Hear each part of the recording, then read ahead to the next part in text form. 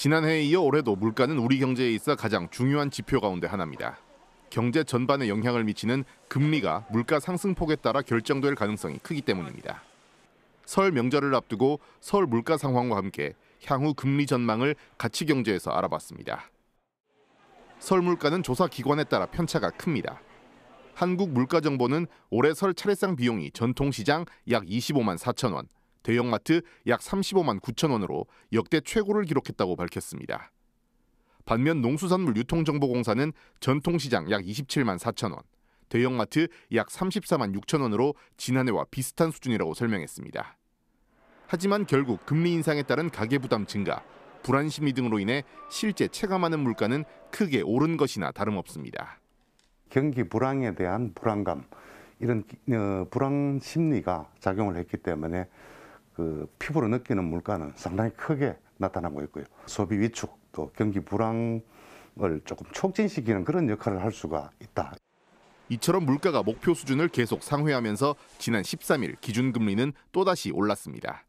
사상 처음으로 7회 연속 금리가 오르면서 한국은행 기준금리는 3.5%를 기록하고 있습니다. 하지만 금리 인상이 결정되는 과정은 예전과 다소 달랐습니다. 금융통화위원 7명 가운데 2명이 금리 인상이 아닌 금리 동결 의견을 낸 겁니다.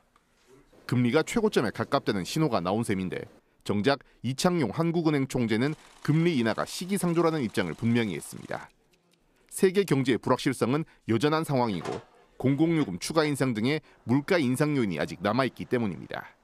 성장의 하방 위험과 금융 안정 측면의 리스크, 그간의 금리 인상 파급 효과, 인플레이션 둔화 속도, 주요국의 통화 정책 변화 등을 면밀히 점검하면서 추가 인상 필요성을 판단해 나갈 것입니다.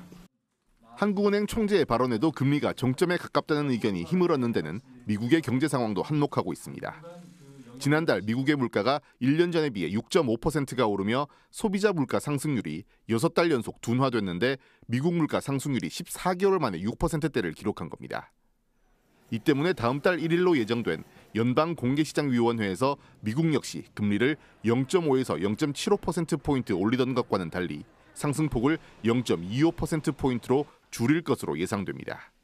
미국의 기대 인플레이션 상승 압력이 약해지고 있습니다. 향후 추가적인 국내 기준금리 인상은 미국의 인플레이션 완화 수준과 미국 중앙은행의 정책금리 변화, 국내 물가 기저와 경기 침체 우려를 감안할 때 제한적일 것으로 보입니다.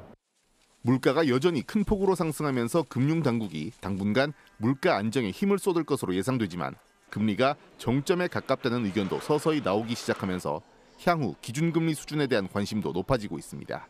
가치경제 김재노입니다.